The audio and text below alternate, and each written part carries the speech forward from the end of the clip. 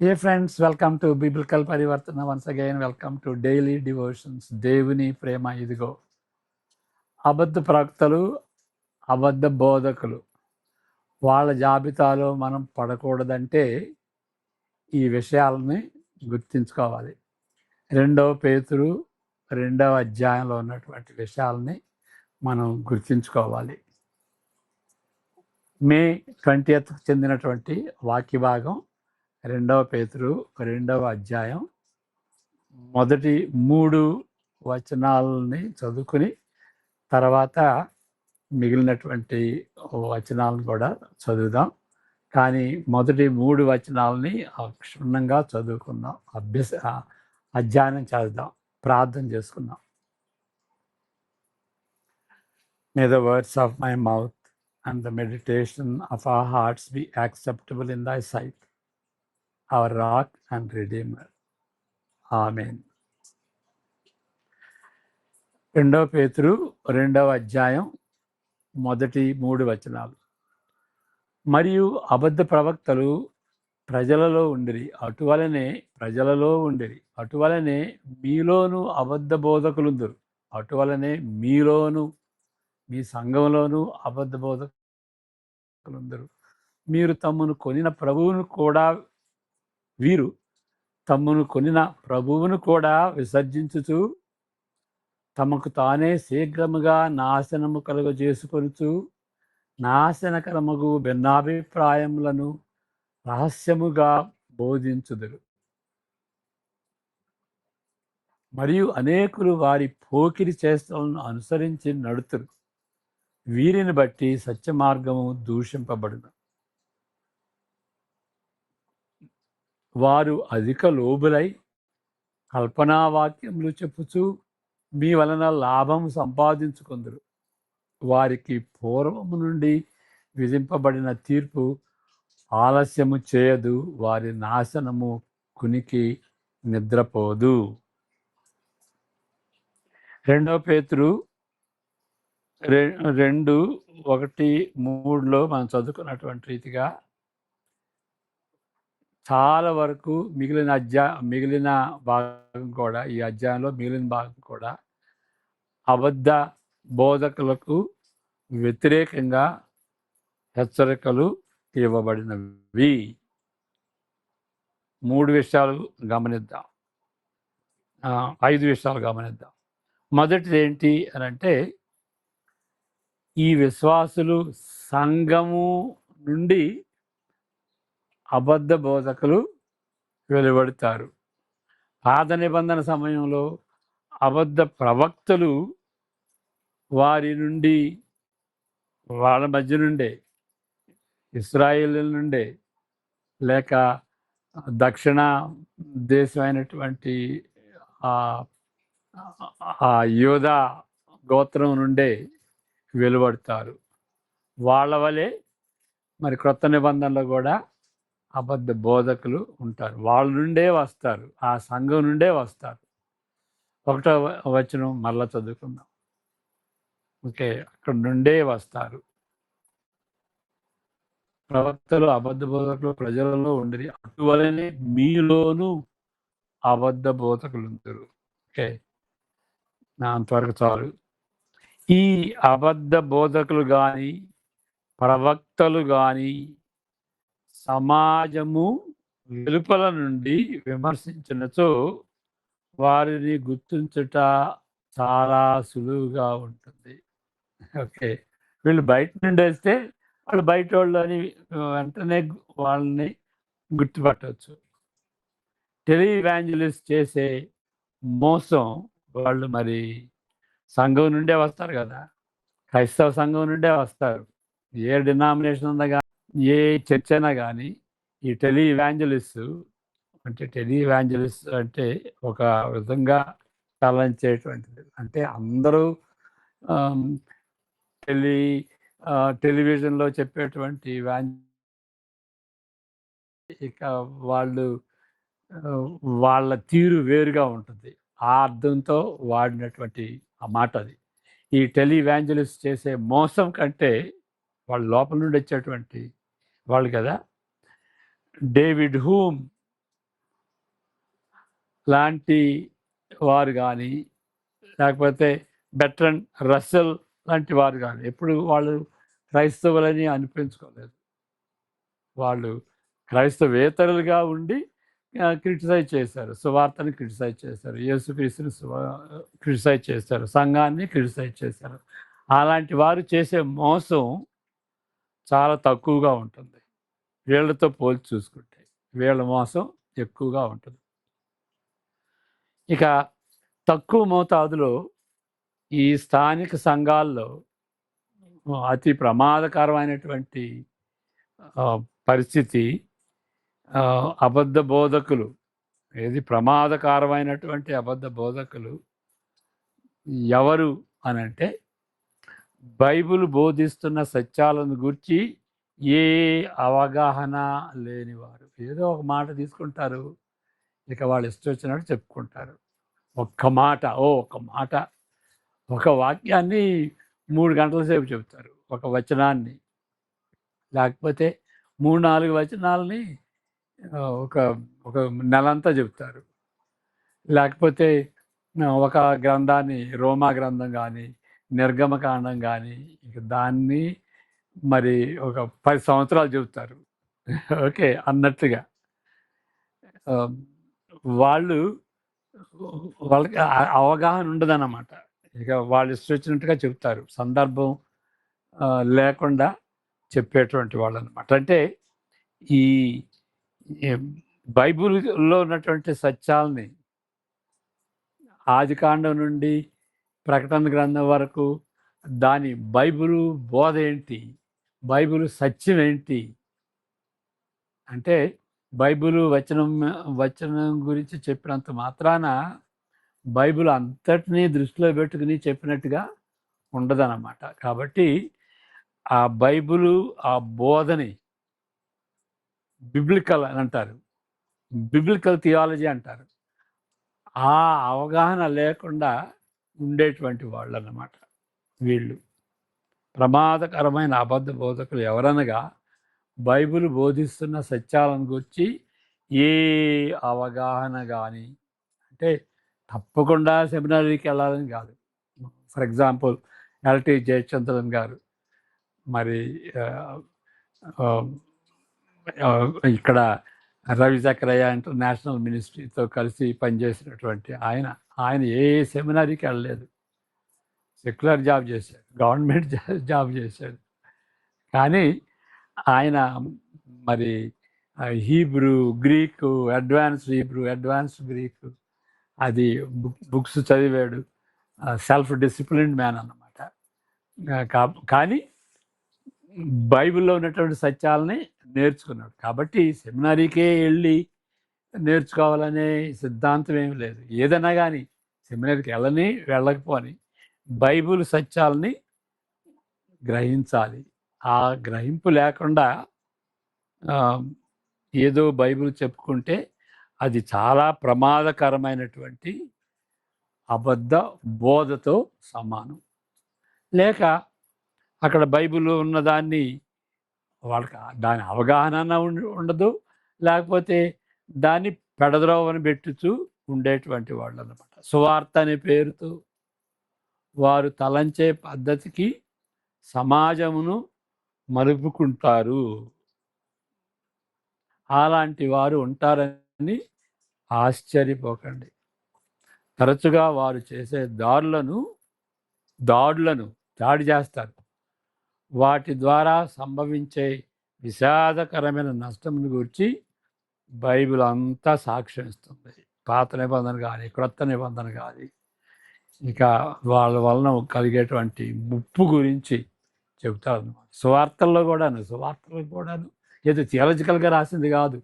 ఇలాంటి పరిస్థితుల్లో, ఇలాంటి దుర్బోధ పరిస్థితుల్లో ఇది రాయాల్సి వచ్చింది అన్నట్టుగా రాస్తారు అన్నమాట. దాన్ని సరిదిద్దటానికి ఈ క్రొత్త నిబంధన కానీ, పాత నిబంధన కానీ వ్రాయబడినట్టుగా మనం చూస్తాం.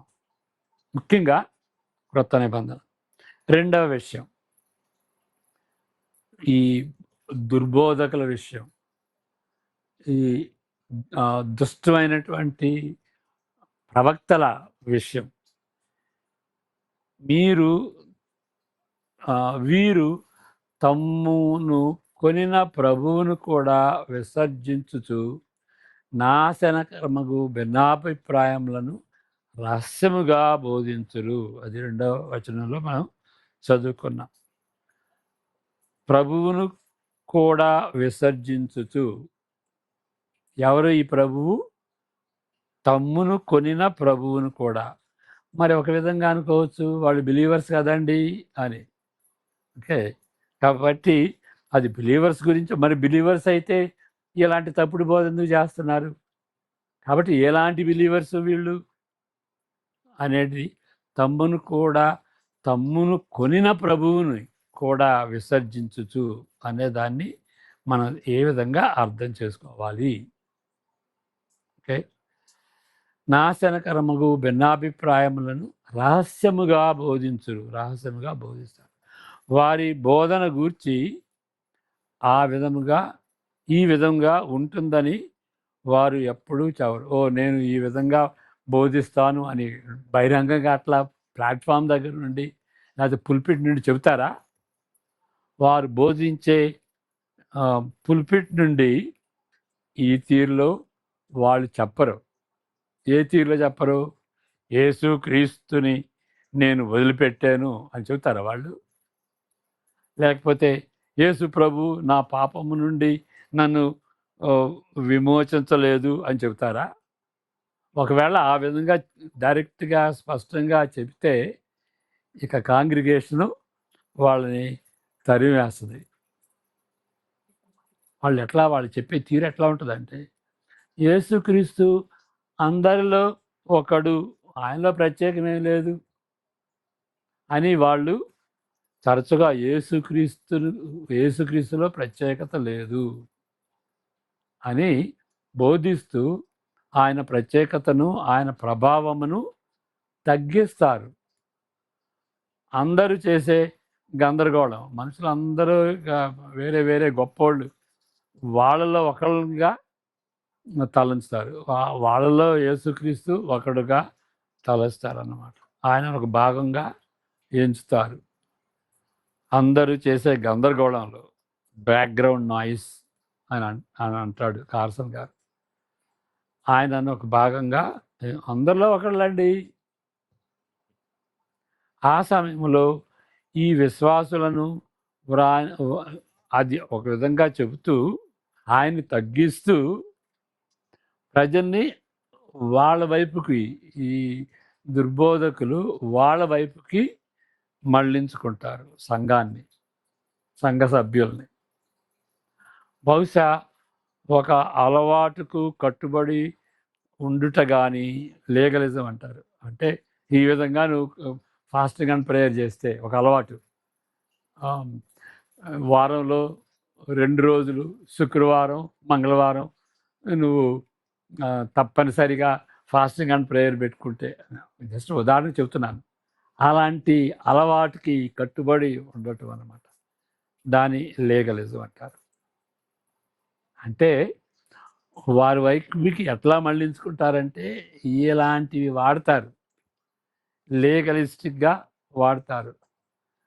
నువ్వు ఈ దినాన మాంసం తినకూడదు, ఆ రోజు తినొచ్చు, కానీ ఈ దినాన తినకూడదు. వివిధ రకములైన స్వీయ సహాయ నియమాలు, సెల్ఫ్ హెల్ప్ అన్నమాట.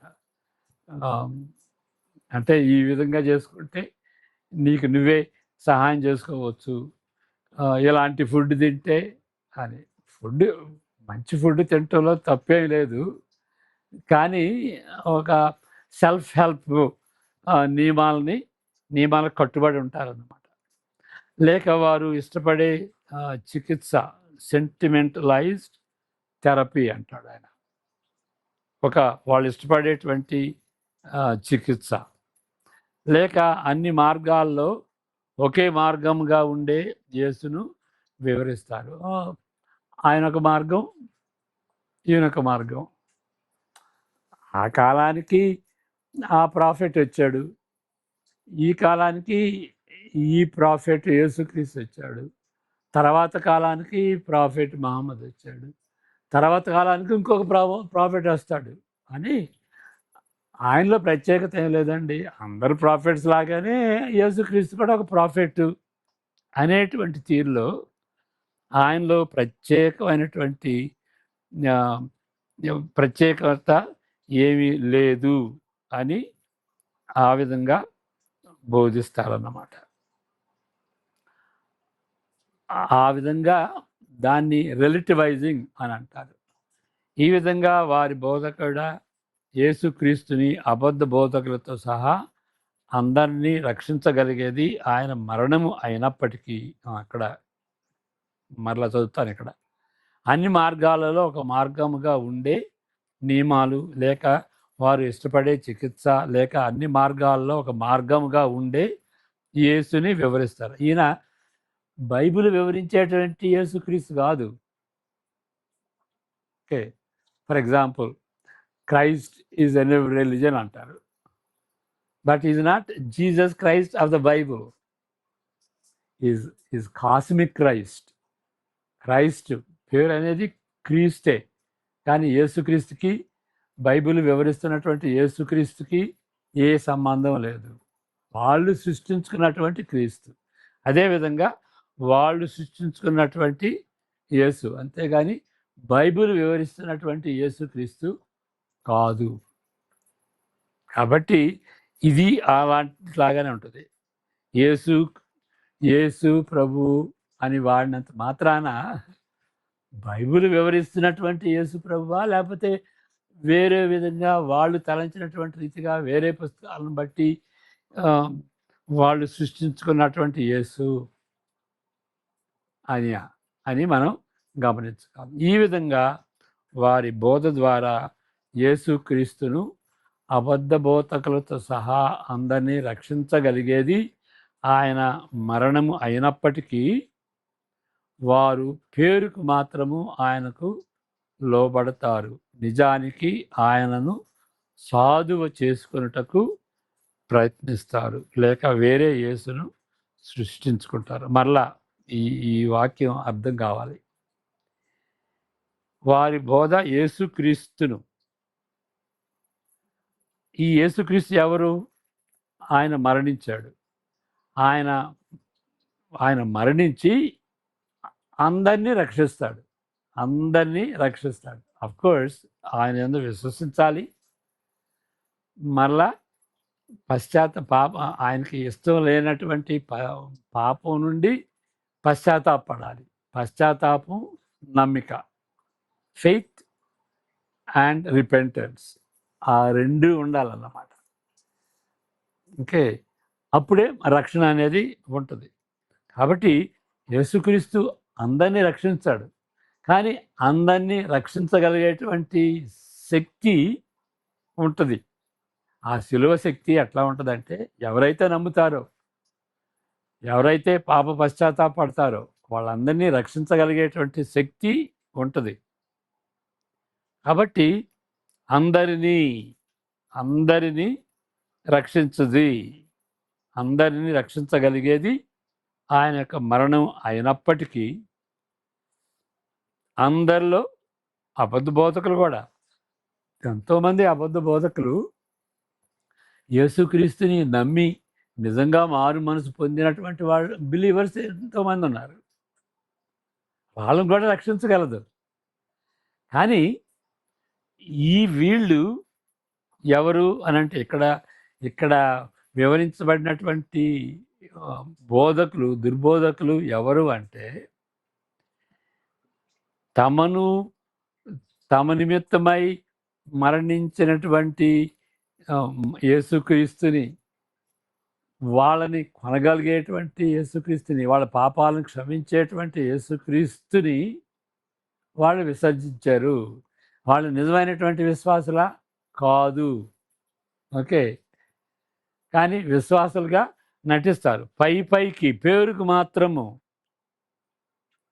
యేసుక్రీస్తుకి లోబడతారు, నిజంగా లోబడరు. నిజంగా ఏం చేస్తారు? వాళ్ళు యేసుక్రీస్తుని సాధువు చేసుకుంటారు. అంటే సాధువు చేసుకోవటం అంటే ఈ కార్సన్ గారు పదే మాట వాడతారు. They will domesticate God. They will domesticate Jesus Christ. ఆవు సాధువైన జంతువు అని అంటాం కదా, సాధువు చేసుకుంటారు, డొమెస్టికేట్ చేస్తారు. అంటే మనం చెప్పినట్టుగా అది వినాలి.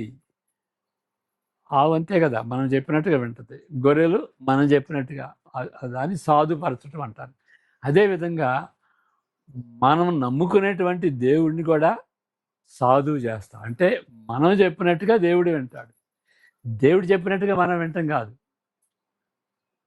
దాన్ని డొమెస్టికేషన్ అంటారు. యేసుక్రీస్తుని కూడాను లార్డ్ జీసస్ క్రైస్ట్, యేసుక్రీస్తు ప్రభువు అని మాటలతో చెప్పటమే కానీ యేసుక్రీస్తు ప్రభువు చెప్పినటువంటి రీతిగా యేసుక్రీస్తుకి విధేయులుగా ఉండరు. ఆయన్ని సాధువు చేసుకుంటారు. మనం ఆయన ఆయన చెప్పు చేతుల్లో ఉండి మనం ఆయన చేతిలో సాధువుగా ఉండాల్సింది మనం చెప్పినటువంటి రీతిగా ఆయన్ని సాధువు చేసుకోవటం అన్నమాట. సాధువు చేసుకోవడానికి ప్రయత్నిస్తారు. ఇక అది వీలు కాకపోతే బైబిల్లో ఉన్నటువంటి యేసుక్రీస్తుని సాధువు చేయలేకపోతే వాళ్ళు ఏం చేస్తారంటే వేరే యేసుని వాళ్ళు సృష్టించుకుంటారు. ఇక వాళ్ళు సృష్టించినటువంటి వాళ్ళని యేసుక్రీస్తు ఎలాంటి వాడు అని ఆ ఇన్ఫర్మేషను ఆయన గురించి వేరే గ్రంథాల్లో వేరే తత్వశాస్త్రాల్లో తెలుసుకుని దాని గురించి వేరే యేసుని సృష్టిస్తారన్నమాట. మరలా ఇప్పుడు ఆ అర్థంతో మరలా ఈ సెంటెన్స్ చదువుతాం. ఈ విధంగా వారి బోధ ద్వారా యేసుక్రీస్తును, యేసుక్రీస్తు ఎవరు? అబద్ధ బోధకులతో సహా అందరినీ రక్షించగలిగేది ఆయన మరణం అయినప్పటికీ అది వారు పేరుకు మాత్రము, ఈ అబద్ధ బోధకులు పేరుకు మాత్రము యేసుక్రీస్తుకి లోబడతారు కానీ నిజానికి ఆయనను సాధువు చేసుకుంటారు. ఆయన సాధువు చేసుకోవడానికి ప్రయత్నిస్తారు, లేక వేరే యేసుని సృష్టిస్తారు. మూడో విషయం, తరచుగా అనేకులు అనుసరించే రీతిగా ఈ అబద్ధ బోధకులు ప్రసిద్ధి చెందుతారు. 2వ వచనం మరలా చదువుకుందాం.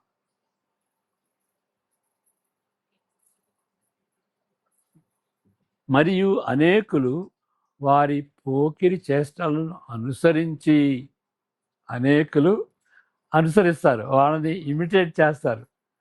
వాళ్ళు చెప్పింది దాన్ని వీళ్ళు నమ్ముతారు, వాళ్ళు చేసిన పోకరి చేష్టలను కూడా వీళ్ళు అనుసరిస్తారన్నమాట.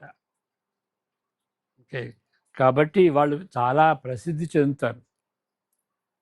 అబద్ధ బోధకులు ప్రసిద్ధి చెందుతారు, అనుసరించి అనేకులు వాళ్ళని అనుసరిస్తారన్నమాట. They become very famous. దీన్ని బట్టి బాధాకరమైనటువంటి ప్రభావాలు 2 ఉంటున్నాయి. మొదటిది ఏంటంటే, అనేకుల దృష్టిలో వీరు, ఈ అబద్ధ బోధకులు చట్టబద్ధంగా నియమింపబడిన వారుగా ఎంచబడతారు. ఇట్ లెజిటిమైజెస్. వీళ్ళు ఈయన ఈయన్ని డినామినేషనే నియమించిందండి, అందరూ అంగీకరించేటువంటి రీతిగా ఆయన చెబుతాడండి అని చట్టబద్ధంగా నియమింపబడినటువంటి వ్యక్తులుగా ఎంచుతారు. ఎవరు? కొందరు, అనేకులు. అదొక నష్టం. రెండవ నష్టం ఏంటి అని అంటే, దీని తరువాత ఈ విధంగా గుర్తింపును బట్టి నిజమైన క్రైస్తత్వానికి అపకీర్తి కలుగుతుంది. సత్యమార్గము దూషింపబడుతుంది. ఎందువలనగా పోకిరి చేష్టలను అనుసరించి నడుస్తురు కాబట్టి. నిజంగా అసలు క్రైస్తవులు అంటే ఏంటి? ఎవరండి క్రైస్తవులు? ఇప్పుడు 40,000 డినామినేషన్లు ఉన్నాయి. ఒక 10 సంవత్సరాల క్రితం పబ్లిష్ చేస్తే అప్పటికే 40,000 డినామినేషన్లు ఉన్నాయి. దాన్ని బట్టి అన్యులు ఏమనుకుంటారు, క్రైస్తవేతరులు ఏమనుకుంటారు, క్రైస్తవులు అంటే ఎవరండి క్రైస్తవులు? ఈయన ఇది అంటాడు, ఆయన అది అంటాడు, ఈ డెనామినేషన్ ఎట్లా జరుగుతుంది, ఈ డెనామినేషన్ ఈ చర్చి వాళ్ళు వీళ్ళకి, ఈ చర్చి వాళ్ళకి పోటీ అని నిజమైనటువంటి క్రైస్తత్వంకి అపకీర్తి వస్తుంది అన్నమాట. నిజమైనటువంటి బిలీవర్స్ కూడాను వాళ్ళకు కూడా నష్టం కలుగుతుంది. కాబట్టి వీళ్ళని గుర్తించటం, అబద్ధ ప్రవక్తలని వాళ్ళని వాళ్ళు నిజమైనటువంటి బోధకులుగా గుర్తించటం ఒకటి, దాన్ని బట్టి నిజమైనటువంటి క్రైస్తత్వానికి కూడా అపకీర్తి కలుగుతుంది. ఆ 2 నష్టాలు జరుగుతాయి అన్నమాట. 4వ విషయం, తరచుగా సాధారణంగా అబద్ధ బోధకులు మీ వలన లాభము సంపాదించుకుందరు అని చెబుతాడు 3వ వచనంలో. మీ వలన వాళ్ళు, అబద్ధ బోధకులు లాభం సంపాదించుకుంటారు. ఇది కొన్నిసార్లు స్పష్టంగా ఏ విధంగా లాభం సంపాదించుకుంటారు అంటే ఆర్థిక దోపిడీగా ఉంటుంది. లాభం పొందుతారు, ఎకరాలు కొంటారు, బిల్డింగ్స్ కొంటారు. అంటే నీతివంతంగా పనిచేసుకుని అది వేరు. ఇక్కడ దుర్బోధ చేస్తూ డబ్బు సంపాదించుకుంటారనమాట. ఎల్లప్పుడూ డబ్బు ఏ మార్గం పడుతుందో గమనించండి. సెక్యులర్ ఫీల్డ్లో కూడాను ఈ దినాల్లో ఫర్ ఎగ్జాంపుల్ క్యాష్ పటేల్ కూడా అంటాడు, we we go we see where the money is going. Okay, ఆ డబ్బు ఏ మార్గం పడుతుందో దాన్ని బట్టి వాళ్ళు ఏ ఎక్కడ పని చేస్తారు, ఏ విధంగా పని చేస్తారు అనేటువంటి దాన్ని గుర్తించవచ్చు అనమాట. వాళ్ళ బ్యాంక్ అకౌంట్స్ నుండి ఎక్కడి నుండి వస్తుంది, ఏ విధంగా వస్తుంది, ఎవరి ద్వారా వస్తుంది, ఏ విధంగా ఖర్చు పెడుతున్నారు. So trace the path of their money account, their accounts. తరచుగా దాన్ని బట్టి మోసం జరుగుతుంది. వాక్చాతుర్యంతో కల్పనా వాక్యములు చెప్పుతూ ప్రజల ఆలోచన తీరును మార్చుతారు. ఇక డబ్బు ఏ విధంగా డబ్బు మనం పుంజుకోవాలి అనే దాన్ని దానిపై శ్రద్ధ ఉంచినప్పుడు ఏం చేస్తారు అంటే ఇతరుల్ని మ్యానిపులేట్ చేస్తారు, ఇతరుల్ని మోసం చేస్తారు. దాని గురించినటువంటి ఆకర్షణీయంగా ఉండేటువంటి ఆ వాక్చాతుర్యంతో కల్పనా వాక్యాలు చెప్పుతూ ప్రజల యొక్క ఆలోచన తీరుని కూడా మారుస్తారన్నమాట, వాళ్ళ వైపుకు తిప్పుకుంటారు. 5వ విషయం, ఇక చివరికి వచ్చేది చివరి మాట దేవునిదే. ఇదంతా కూడా దేవుని కంట్రోల్ అని ఉంటాయి. వారిపై, ఈ దుర్బోధకులపై తప్పక దేవుని తీర్పు పడుతుంది. 3వ వచనం చదువుకుందాం. 2 పేతురు 2:3. వారు అధిక లోబులై కల్పనా వాక్యములు చెప్పుచు మీ వలన లాభము సంపాదించుకొందరు. అంతవరకు చెప్పుకున్నాం మనం. వారికి పూర్వము నుండి విధింపబడిన తీర్పు, దేవుని యొక్క తీర్పు ఆలస్యము చేయదు. వారి నాశనము కునికి నిద్రపోదు. తప్పనిసరిగా దేవుని యొక్క తీర్పు వారిపై పడుద్ది అని పేతురు చెప్తున్నాడు. ఈ క్రింది వచనాలు స్పష్టం చేస్తున్నట్లు నీతిమంతులైన శేషులను రక్షించును, దుర్బోధకులను దేవుడు శిక్షించును. పరిపూర్ణమైన సమర్థత దేవునికి ఉన్నది. అది చేయటానికి పరిపూర్ణమైనటువంటి సమర్థత, శక్తి సామర్థ్యములు కలిగినటువంటి వాడు దేవుడు. ఓకే, మరలా చదువుతాను. చివరి మాట దేవునిదే. వారిపై తప్పక తీర్పు పడుతుంది. మరి క్రింద వచనాలు చదువుకుందాం. 4 నుండి 10 వరకు. స్పష్టం చేసినట్లు నీతిమంతులైన శేషులను రక్షించుటకు, దుర్బోధకులను శిక్షించుటకు పరిపూర్ణమైన సమర్థత దేవునికి ఉన్నది. చదువుకుందాం. దీని మీద కామెంట్ చెయ్యం, కానీ ఇక్కడ మనం గ్రహించేది ఏంటి అంటే దేవుని తీర్పు తప్పకుండా ఉంటుంది. కానీ అందరితో పాటు నిజమైనటువంటి విశ్వాసుల్ని, నీతి న్యాయాలతో జీవించేటువంటి విశ్వాసుల్ని దేవుడు కాపాడుతాడు, ఆ శేషుల్ని కాపాడుతాడు అనేటువంటి సత్యం ఈ వచనాల్లో ఉంటుంది. 4 నుండి 10 వరకు. దేవదూతలు పాపం చేసినప్పుడు దేవుడు వారిని విడిచిపెట్టక పాతాళలోకమందలి కటిక చీకటి గల బిలములోనికి త్రోసి తీర్పుకు కావలిలో ఉంచబడుటకు వారిని అప్పగించను. మరియు ఆయన పూర్వకాలముందున్న లోకమును విడిచిపెట్టగా భక్తిహీనుల సమూహము మీదికి జలప్రళయమును రప్పించినప్పుడు నీతిని ప్రకటించిన నోవహును మరి 7 కాపాడాను. మొత్తం ఆ కుటుంబంలో 8 మందిని కాపాడాడు. మరియు ఆయన సొదొమ గొమొరాలను పట్టణములను భస్మము చేసి ముందుకు భక్తిహీనులకు వాటిని దృష్టాంతముగా ఉంటుటకై వాటికి నాశనము విధించి దుర్మార్గుల కామ వికారమైన నడవడి చేత బహు బాధపడిన నీతిమంతుడగు లోతును తప్పించను. ఆ నీతిమంతుడు వారి మధ్యను కాపురముండి తాను చూచిన వాటిని బట్టి వినిన వాటిని బట్టి వారి అక్రమమైన క్రియల విషయంలో దినదినము నీతిగల తన మనస్సును నొప్పించుకొనుచు వచ్చను. భక్తుల నొప్పించుకొనుచు, ఓకే, ఆయన విలపించాడు బాధతో, నొప్పితో, హృదయ వేదనతో. ఆ విధమైనటువంటి ఆ దుర్మార్గ జీవితాన్ని బట్టి నిజమైనటువంటి విశ్వాసిగా ఆయన ఏడ్చాడనమాట.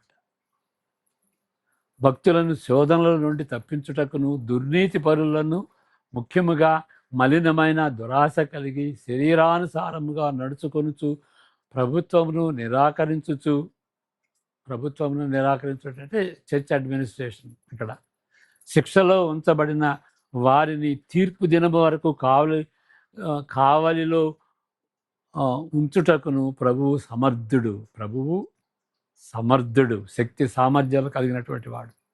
వీరు తెగువగలవారును స్వేచ్ఛాపరులైన మహాత్ములను దూషింప వెరువక ఉన్నారు. మహాత్ములను స్వేచ్ఛాపరులై చర్చ్ లీడర్స్ని వాళ్ళు దూషిస్తున్నారు. 14 వరకు, 10 వరకు. స్పష్టము చేసినట్లు నీతిమంతులను పరిపూర్ణమైన సమర్థత దేవునికి ఉన్నది. ఇక్కడ చివరిగా మనం ఏం చేయాలి అంటే ఒక అసైన్మెంట్ ఇస్తున్నాడు కార్సన్ గారు. అది ఏంటంటే ఈ పైన 5 విషయాలు ఉన్నాయి కదా, ఈ 5 విషయాలకి గురించినటువంటి ఒక ఉదాహరణలు ఒక్కొక్క దానికి, ఒకటో దానికి, రెండవ దానికి, 3, 4 వీటన్నిటికీ 2 ఉదాహరణలు ఇవ్వండి. ఒక్కొక్క దానికి 2 ఉదాహరణలు ఇవ్వండి. ఒకటి ఏంటి అని అంటే బైబిల్లో ఉన్నటువంటి ఉదాహరణ ఏమన్నా, దీనికి తగినటువంటి ఉదాహరణ ఏమన్నా ఉందా బైబిల్లో? రెండవ ఉదాహరణ ఏంటంటే చరిత్రలో, క్రైస్తవ చరిత్రలో అలాంటి ఉదాహరణ ఏమైనా ఉందా? చరిత్ర అంటే ఇప్పుడు చరిత్ర కావచ్చు, లేకపోతే అంతకుముందు ఉన్నటువంటి ప్రాచీన చరిత్ర కావచ్చు. ఏ చరిత్రకు సంబంధించిన సరే మరి ఒక ఎగ్జాంపుల్, బైబిల్ ఎగ్జాంపుల్, మరి చరిత్రకు సంబంధించినటువంటి ఎగ్జాంపుల్, ఆ 2 ఎగ్జాంపుల్ ఒక్కొక్క దానికి ఇవ్వండి అని అంటున్నాడు. ఫర్ ఎగ్జాంపుల్ డావెన్సీ కోడ్ని ఆధారం చేసుకుని మరి యేసుక్రీస్తుకి మరియమ్మకి ఏదో సంబంధం ఉన్నట్టుగా అలాంటి ఇన్ఫర్మేషన్ చేస్తారన్నమాట. 66 గ్రంథాలని బేస్ చేసుకోకుండా వేరే ఇన్ఫర్మేషను మనం తీసుకుని మన థియాలజీని మనం సృష్టించుకుంటే అది దుర్బోధ అని గుర్తించాలి. ఎవరైతే బోధిస్తారో వాళ్ళు అబద్ధ ప్రవక్తలు, అబద్ధ బోధకులు అని గుర్తించాలి. ఆ లెక్కలో మనం ఉండకూడదు. అందువలన వాక్యం చదువుకుని దాన్ని తలంచి ఏ విధంగా అన్వయించుకోవాలి అనేటువంటిది దానికి టైం ఇవ్వాలి. అదే మనం ఇక్కడ చేస్తుంది. ఈ డివోషన్స్లో చేస్తుంది ఏంటంటే ఏదో గుడ్డెత్తి చేలో పడ్డట్టుగా ఏదో ఒక వాక్యం తీసుకుని దాన్ని అన్వయించుకోవటం కాదు, దాన్ని అర్థం చేసుకోవటం కాదు. అప్పుడు పప్పులో కాలేస్తాం. దాని తాత్పర్యాన్ని దాని అర్థానికి బదులుగా అపార్థం చేసుకుంటాం. కాబట్టి సిస్టమేటిక్గా చదువుకుని అది చరిత్రకు సంబంధించిందా, పాత నిబంధనకు సంబంధించిందా, క్రొత్త నిబంధనకు సంబంధించిందా, యేసు ప్రభువుకే సంబంధించిందా, లేకపోతే యేసు ప్రభు వలె మనం కూడా చేయటానికి దానికి సంబంధించిందా, అది సంఘానికి సంబంధించిందా, వ్యక్తిగతంగా సంబంధించిందా, ఆ విధంగా అవన్నీ కూడాను మనం ఆలోచించుకోవాలి. అంటే సిస్టమేటిక్గా చదవాలి. మరి ఆ విధంగా చెబితే అది బోరింగ్గా ఉందని అంటున్నారు. కాబట్టి ఇది బోరింగ్గా ఉంటే, వాక్యం అర్థం చేసుకోవడానికి బోరింగ్గా ఉంటే తప్పుడు బోధల్లో తప్పనిసరిగా పడిపోతాం మనం. కాబట్టి ఎవరు తప్పుడు బోధలు చెప్పేది ఎవరు, తప్పుడు బోధల్ని వినేది ఎవరు అని అంటే బైబిల్కి సంబంధించినటువంటి జ్ఞానం లేనటువంటి వాళ్ళు. ప్రార్థన చేసుకుందాం.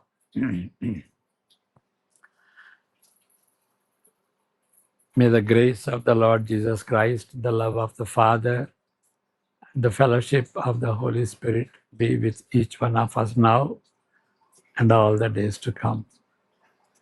Amen. God bless you.